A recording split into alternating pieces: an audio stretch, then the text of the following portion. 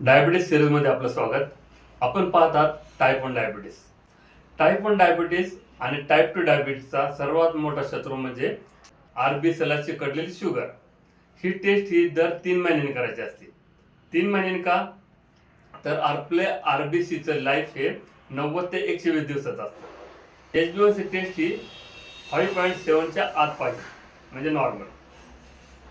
5.7 ते 6.4 pre diabetic, 6.5 ते पुढे डायबिटिक. जर HbA1c वाढत गेला तर समजायचं हळूहळू आपल्या डॅमेजेस चालू झाले. 7 ते 8 जण काय होतं, एजेस तयार होतात. एजेस म्हणजे काय? Advance glycation end product. म्हणजे आपल्या रक्तवाहिनीत जी वाढलेली शुगर असते ती प्रोटीनला चिकटते आरबीसीच्या, आणि मग रक्त काय होतं, थिक होत चालतं, कारण ते चिकट असते खूप. मग अशा पद्धतीने ते थिक होते.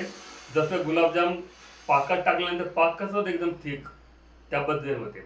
आणि रक्तवाहिनीची एंडोथेलियम लेयर डॅमेज होत चालते. HbA1c पुढं 9च्या पुढं 10च्या पुढे गेला तर हळूहळू ऑर्गन डॅमेज होतात. ते कसे होतात? तर एजेस जो प्रोटीनला चिकटलेला शुगर त्यातनं तयार होतो, तो चिकटच असतो, त्याला ऑक्सिडेशनची गरज पडत नाही. मग तो तुमच्या रक्तवाहिनीला चिटकत चालतो. चिकटला की ह्या ठिकाणी असे प्लेग तयार होतात. प्लेग तयार झाले की ब्लॉकेजेस व्हायला चालू होतात. ब्लॉकेजेस झाले तर सुरुवातीला काय होतं, नर्व्ह डॅमेज होत जातात. नर्व्ह म्हणजे काय? तर पायांच्या नर्व्ह. मग त्या ठिकाणी ऑक्सिजन पुरवला जात नाही, न्यूट्रिएंट पुरवले जात नाही, आणि मग हळूहळू डॅमेज होऊन पायाला, तळपायाला, हातापायांना मुंग्या येणे, जळजळ होणे, हे सिम्पटम दिसायला लागतात. कित्येकदा आपण हे सिम्पटम दिसायला लागल्यानंतर चेक करतो, तेव्हा कळतं की आपल्याला शुगर आहे. अशा पद्धतीने पहिले डॅमेज चालू होतं. त्यानंतर ते वाढत जाऊन नंतर हे प्लेग वाढले तर ब्लॉकेजेस होतात. ब्लॉकेज झालं हार्ट अटॅक येतो, मग हृदय हार्ट अटॅक. त्यानंतर ब्रेनमध्ये झालं तर पॅरालिसिस अटॅक येऊ शकतो. त्यानंतर पायांमध्ये हळूहळू न्यूट्रिएंट्स पुरत नाही, ऑक्सिजन मिळत नाही, आणि त्यामुळे काय होतं, तर जखमा झाल्या तर भरून निघत नाही, आणि त्यामुळे कालांतराने बोट किंवा पाय तोडावं लागतात.